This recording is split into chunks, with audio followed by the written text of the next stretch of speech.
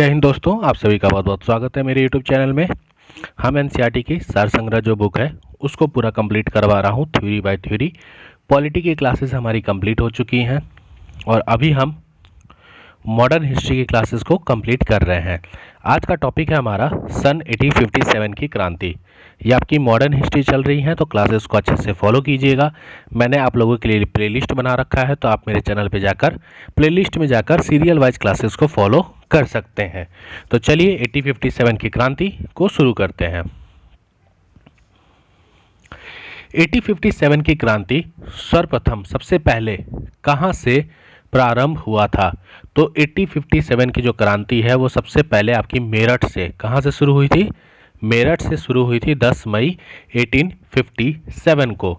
34वां regiment के सिपाही मंगल पांडे ने किस स्थान पर विद्रोह किया था? तो बैरकपुर। बैरकपुर आपका पश्चिम बंगाल में है, वहाँ पर 34वें रेजिमेंट के सिपाही थे मंगल पांडे जी। इन्होंने ही इस विद्रोह का शुरुआत की थी, मतलब विद्रोह किया था। ठीक, बाकी शुरुआत कहाँ हुई थी? मेरठ से, याद रखिएगा। वर्ष 1857 में स्वाधीनता संग्राम के प्रतीक क्या थे? वर्ष 1857 के स्वाधीनता संग्राम के प्रतीक क्या थे? तो कमल और रोटी। कमल और रोटी स्वाधीनता संग्राम के प्रतीक थे 1857 की क्रांति में। बात करें आगे हम, वर्ष 1857 के विद्रोह का तत्कालीन कारण क्या था? अगर आपसे कोई पूछे कि इस विद्रोह का तात्कालिक कारण क्या था तो आपको याद होना चाहिए एनफील्ड राइफल में चर्बी वाले कारतूसों का प्रयोग। जो राइफल होती थी एनफील्ड राइफल, इसमें चर्बी वाले जो कारतूस थे उसका प्रयोग किया जाने लगा, जो सबसे तत्कालीन कारण था इस विद्रोह का। ठीक है। अंग्रेजों की शोषणकारी आर्थिक, राजनीतिक, धार्मिक और प्रशासनिक नीतियों के प्रभाव ने 1857 के विद्रोह को जन्म दिया था। तो देखिए, कारण तो बहुत थे इस विद्रोह के। आर्थिक कारण थे, राजनीतिक कारण थे, धार्मिक कारण थे, प्रशासनिक कारण थे। लेकिन अगर आपसे तत्कालीन कारण कोई पूछ ले तो आप ये वाला आंसर बताओगे कि जो राइफल था उसमें चर्बी वाले कारतूस का प्रयोग। क्लियर? 1857 ईस्वी के विद्रोह के समय भारत का गवर्नर जनरल कौन था? अगर आपसे क्वेश्चन पूछे कि 1857 का जो विद्रोह हुआ था उस टाइम पे भारत का गवर्नर जनरल कौन था? तो कैनिंग था, याद रखिएगा। 1857 के विद्रोह के समय ब्रिटिश प्रधानमंत्री कौन थे? तो पाम्स्टन। ब्रिटिश के प्रधानमंत्री कौन थे? पाम्स्टन थे 1857 के विद्रोह के समय, और भारत का गवर्नर जनरल कैनिंग था। 1857 के स्वतंत्रता संग्राम से संबंधित पहली घटना कौन सी थी? 1857 के स्वतंत्रता संग्राम से संबंधित पहली घटना कौन सी थी? तो पहली घटना कौन सी थी? सैनिकों का दिल्ली के लाल किला पर पुनः पहुंचना। ठीक है। अगर आपसे पूछे कि पहली घटना कौन सी थी तो सैनिकों का दिल्ली के लाल किला पर पहुंचना, ये स्वतंत्रता संग्राम से संबंधित पहली घटना थी। क्लियर है? आगे हम बात करें तो 1857 के विद्रोह से भाग लेने वाले सर्वाधिक सैनिक किस राज्य या क्षेत्र से थे? तो अवध। 1857 के विद्रोह में भाग लेने वाले सर्वाधिक सैनिक किस क्षेत्र से थे? तो अवध क्षेत्र से थे। क्लियर? अब हम पहले इधर देख लेते हैं फिर उसको पढ़ेंगे। 1857 ईस्वी में इलाहाबाद को आपातकालीन मुख्यालय बनाया गया था। किसके द्वारा? तो ये कनिंग के द्वारा। 1857 के समय में किसने इलाहाबाद को आपातकालीन मुख्यालय बनाया था? तो ये कनिंग ने बनाया था, कनिंग ने। ठीक है। केंद्रीय संगठन की कमी तथा सुनियोजित रणनीति के अभाव। केंद्रीय संगठन की कमी और सुनियोजित रणनीति के अभाव में 1857 का विद्रोह असफल रहा। अगर आपसे पूछे कि क्या कारण थे 1857 का विद्रोह असफल होने के, तो आप याद रखिएगा कि पहला तो केंद्रीय संगठन नहीं था इनका, दूसरा सुनियोजित रणनीति के अभाव के कारण ये असफल रहा। लखनऊ में 1857 ईस्वी की क्रांति का नेतृत्व किस महिला ने किया था? तो बेगम हजरत महल ने। बेगम हजरत महल ने लखनऊ में 1857 की क्रांति का नेतृत्व किया था। 1857 ईस्वी में स्वाधीनता संघर्ष में प्रमुख भूमिका निभाने वाली रानी लक्ष्मीबाई का जन्म कहाँ हुआ था? तो वाराणसी में हुआ था। रानी लक्ष्मीबाई जी का जन्म कहाँ हुआ था? तो वाराणसी में हुआ था। और इन्होंने 1857 की जो संघर्ष था इसमें बहुत ही अहम भूमिका निभाई थी। क्लियर? आगे बात करते हैं। रानी लक्ष्मीबाई को अंतिम युद्ध में किसने पराजित किया था? तो कैप्टन हुरोज। कैप्टन हुरोज ने रानी लक्ष्मीबाई को अंतिम युद्ध में पराजित किया था। असम में 1857 की क्रांति का नेता कौन था? तो दीवान मनीराम दत्त। दीवान मनीराम दत्त जी 1857 की क्रांति में नेता थे। कहाँ के? असम के। क्लियर? फैजाबाद से विद्रोह कर रहे फैजाबाद से विद्रोह कर रहे किस क्रांतिकारी को पकड़ने के लिए अंग्रेजों ने 50,000 रुपए का इनाम रखा था? फैजाबाद से विद्रोह कर रहे किस क्रांतिकारी को पकड़ने के लिए 50,000 रुपए का इनाम रखा था अंग्रेजों ने? तो राइट आंसर क्या हो जाएगा? मौलवी अहमद उल्ला। मौलवी अहमद उल्ला को पकड़ने के लिए अंग्रेजों ने 50,000 रुपए का इनाम रखा था। कहाँ से थे ये? फैजाबाद से। कानपुर से, अगर हम कानपुर की बात करें तो कानपुर से विद्रोह का नेतृत्व कौन कर रहे थे? नाना साहेब ने किसे अपना सेनापति नियुक्त किया था? तो कानपुर का विद्रोह का नेतृत्व कर रहे नाना साहब ने अपना सेनापति किसे नियुक्त किया था? तो तात्या टोपे। ठीक है, रामचंद्र पांडुरंग को तात्या टोपे भी नहीं कहा जाता। फैजाबाद से मौलवी अहमदुल्ला, कानपुर से आपके नाना साहब, और इन्होंने अपना सेनापति किसे नियुक्त किया था? तो तात्या टोपे। क्लियर?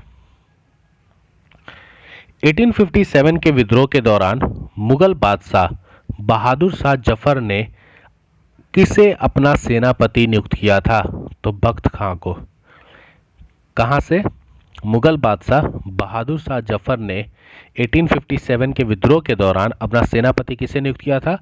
तो बख्त खां को। तो मुगल बादशाह ने बख्त खां को, तात्या टोपे किसे? नाना साहब ने। तो नाना साहब ने सेनापति किसे नियुक्त किया था? तात्या टोपे को। मुगल बादशाह ने बख्त खां को। क्लियर? चलिए अब हम बात करते हैं 1857 के विद्रोह के कुछ प्रमुख केंद्र और प्रमुख विद्रोही नेता। ठीक है, थोड़ा सा मैं इसको, हाँ अब आपको चीज़ें दिख रही होंगी अच्छे से। सबसे पहले बात करते हैं दिल्ली की। तो दिल्ली में जो विद्रोही नेता थे, एक मिनट, वो कौन थे? बहादुर शाह टू, बख्त खां सैन्य नेतृत्व कर रहे थे। तो बहादुर शाह टू ने सेनापति किसे बनाया था? बख्त खां को। विद्रोही की तिथि 11 मई 1857 और दमनकर्ता निकलसन और हडसन। लखनऊ की बात करें तो लखनऊ में विद्रोही नेता बेगम हजरत महल और आपके वीर जिज़म कादिर। 4 जून 1857 विद्रोह तिथि। कलिंगन कैंपवेल। झांसी या ग्वालियर की बात करें तो रानी लक्ष्मीबाई झांसी से, तात्या टोपे ग्वालियर। 4 जून 1857 जनरल हुरोज। कानपुर से बात करें तो नाना साहेब या तात्या टोपे। इलाहाबाद की बात करें तो लियाकत अली। फैजाबाद की बात करें तो मौलवी अहमद उल्ला। जगदीशपुर की बात करें तो कुंवर सिंह या अमर सिंह। बरेली की बात करें तो खान बहादुर खां। और फतेहपुर की बात करें तो अजीमुल्ला। ये 2 चीज़ें आपको जरूर याद होनी चाहिए। क्यों? क्वेश्चन पूछता है कि बरेली से कौन लड़ रहे थे? तो खान बहादुर खां। जगदीशपुर से कुंवर सिंह, ये बिहार के एग्जाम से पूछा जाता है। फैजाबाद मौलवी अहमदुल्ला। इलाहाबाद लियाकत अली। कानपुर नाना साहेब तात्या टोपे। झांसी से या ग्वालियर से रानी लक्ष्मीबाई तात्या टोपे। लखनऊ से बेगम हजरत महल और दिल्ली से बहादुर शाह या बख्त खां। ठीक है, बाकी ये आपके दमनकर्ता दिए गए हैं तो इनको भी आप देख लीजिएगा। ज़्यादातर क्वेश्चन यहाँ से पूछे जाते हैं इस पॉइंट से, इसीलिए आपको मैंने ये 2 पॉइंट बताए। 1857 के विद्रोह के समय मुगल शासक बहादुर शाह जफर थे। 1857 विद्रोह के समय मुगल शासक कौन थे? बहादुर शाह जफर। और इस विद्रोह का अखिल भारतीय नेता माना गया, इन्हें अखिल भारतीय नेता माना गया था बहादुर शाह जफर को 1857 विद्रोह का। ठीक है, चलिए आगे बढ़ते हैं। वर्ष 1857 के विद्रोह के दमन के पश्चात भारतीय शासन अधिनियम 1858 पारित किया गया था। तो दमन के बाद भारतीय शासन अधिनियम 1858 पारित किया गया था और इसके माध्यम से भारत का शासन ईस्ट इंडिया कंपनी के हाथों से निकलकर अब ब्रिटिश क्राउन के हाथों में चला गया। तो जो 1857 का विद्रोह हुआ था, इसके दमन के पश्चात भारत शासन अधिनियम 1858 को पारित किया गया और इसके पारित करने के बाद ईस्ट इंडिया कंपनी के हाथों से जो शासन था उसे हटाकर अब ब्रिटिश क्राउन के हाथों में चला गया। बात करते हैं, महारानी विक्टोरिया ने भारतीय प्रशासन को ब्रिटिश ताज के नियंत्रण में लेने का घोषणा कब की थी? तो 1 नवंबर 1858 को भारतीय प्रशासन को ब्रिटिश ताज के नियंत्रण में लेने की घोषणा की गई थी महारानी विक्टोरिया के द्वारा। वर्ष 1857 के विद्रोह के दमन के पश्चात भारतीय सेना का पुनर्गठन के लिए किस आयोग का गठन किया गया? तो पील आयोग। बहुत इंपॉर्टेंट है, आपसे क्वेश्चन पूछेगा। भारतीय सेना का पुनर्गठन करने के लिए किस आयोग का गठन किया गया था? तो पील आयोग 1857 के विद्रोह के दमन के पश्चात। वर्ष 1858 के भारत शासन अधिनियम के द्वारा किसे भारत का पहला वायसराय बनाया गया? तो भारत का पहला वायसराय किसे बनाया गया? कैनिंग को। ठीक है, भारत का पहला वायसराय कैनिंग को। पील आयोग भारतीय सेना का पुनर्गठन। ठीक है, 1857 के विद्रोह में कौन सा शायर अंग्रेजों का आलोचक था? तो मिर्जा गालिब। जो मिर्जा गालिब थे ये 1857 के विद्रोह के समय ये क्या थे? आलोचक थे अंग्रेजों के।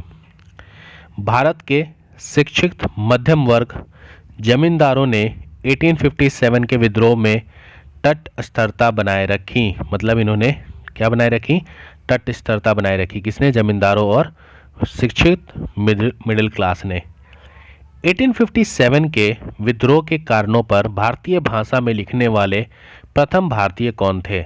1857 का जो विद्रोह है उसके कारणों पर भारतीय भाषा में लिखने वाले प्रथम भारतीय कौन थे? तो सर सैयद अहमद खान।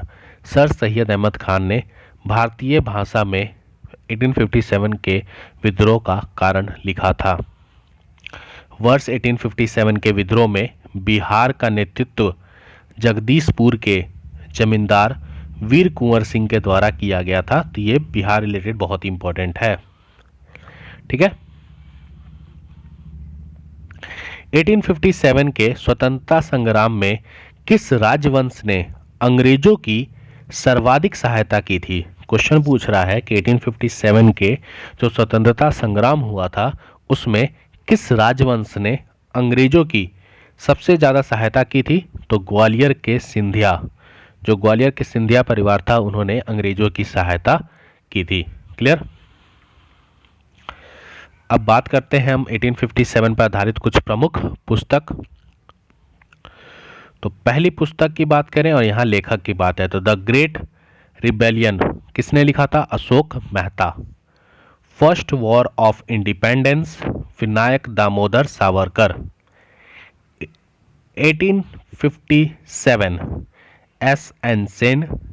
सिपाही mutiny and the revolt of 1857 R C Majumdar. History of Indian mutiny T R Holmes. Rebellion 1857 P C Joshi. Causes of the Indian revolt sir Syed Ahmad Khan. तो ये कुछ रिवॉल्ट पुस्तक थी जिनके लेखक के नाम आपके सामने दिए गए थे।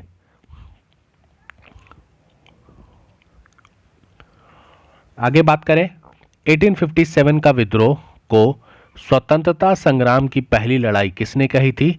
तो वीडी सावरकर ने। वीडी सावरकर ने 1857 के विद्रोह को स्वतंत्रता संग्राम की पहली लड़ाई कही थी।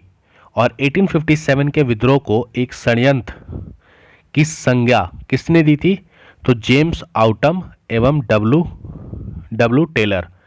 जेम्स आउटरम और डब्ल्यू टेलर ने 1857 के विद्रोह को एक षड्यंत्र की संज्ञा दी थी। क्लियर?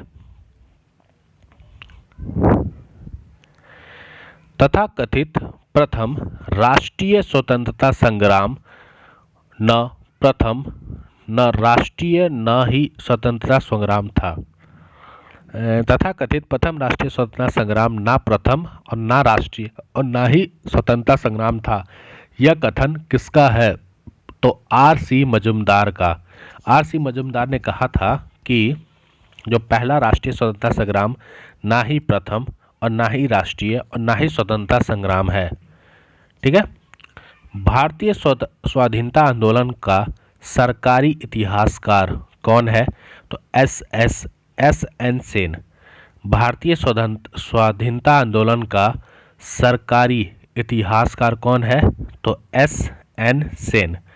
बाकी राष्ट्रीय स्वतंत्रता संग्राम ना प्रथम ना राष्ट्रीय ना ही स्वतंत्रता संग्राम था, ये आर.सी. मजूमदार। 1857 का विद्रोह आधारित कुछ प्रमुख मत, इतिहासकार और उनके मत के बारे में हम पढ़ेंगे। पहला है डॉक्टर एस.एन. सेन। जो कुछ धर्म के लिए लड़ाई के रूप में प्रारंभ हुआ वह स्वतंत्रता संग्राम के रूप में समाप्त हुआ। ये किसने कहा था? Doctor SN. सेन ने। अशोक मेहता का मत है कि 1857 का विद्रोह का स्वरूप राष्ट्रीय था। कैसा था? राष्ट्रीय था। वीडी सावरकर की बात करें तो 1857 का विद्रोह एक सुनियोजित राष्ट्रीय स्वतंत्रता संग्राम था। कैसा था? एक सुनियोजित राष्ट्रीय स्वतंत्रता संग्राम था। Doctor RC. मजूमदार, इनका कहना है कि प्रथम राष्ट्रीय संग्राम ना तो प्रथम और ना ही राष्ट्रीय और ना ही स्वतंत्रता संग्राम था। ये मजूमदार का कहना है। जॉन लॉरेंस की बात करें तो इन्होंने कहा था कि यह पूर्णतः सिपाही विद्रोह था। सिपाही विद्रोह किसने कहा था? जॉन लॉरेंस ने। बेंजामिन डिज़रायली ने कहा था कि 1857 का विद्रोह एक राष्ट्रीय विद्रोह है। एक राष्ट्रीय विद्रोह किसने कहा था? डिज़रायली ने। पी. रॉबर्टसन ने कहा था कि 1857 का विद्रोह केवल एक सैनिक विद्रोह था जिसका तत्कालीन कारण चर्बी युक्त कारतूस था। तो चर्बी युक्त कारतूस की बात किसने कही थी? रॉबर्टसन ने। और टी.आर. होम्स की बात करें तो यह सभ्यता एवं बर्बरता का संघर्ष था। ये किसने कहा? टी.आर. होम्स ने।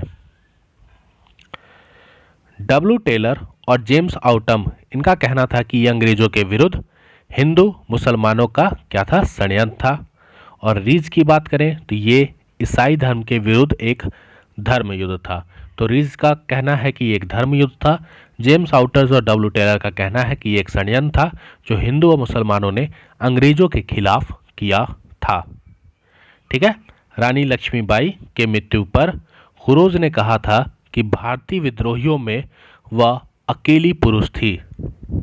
तो भारतीय विद्रोहियों में वह अकेली पुरुष थी, ये बात हुरोज ने कही थी रानी लक्ष्मीबाई जी के बारे में, क्योंकि उन्होंने अंतिम दम तक वॉर किया था और हार नहीं मानी थी। तो आज की क्लास में हमने 1857 की जो क्रांति थी इसको हमने पढ़ा। अगर आपको वीडियो अच्छा लगा हो, चीज़ें समझ आई हो, तो आप इस वीडियो को लाइक करें, दोस्तों में शेयर करें और कमेंट करके अपने थॉट्स, अपने व्यूज़ रख सकते हैं। चैनल सब्सक्राइब कर लीजिएगा जिससे आपको टाइम टू टाइम वीडियो की नोटिफिकेशन मिलते रहे। मिलते हैं अपने नए वीडियो में। जय हिंद, जय भारत।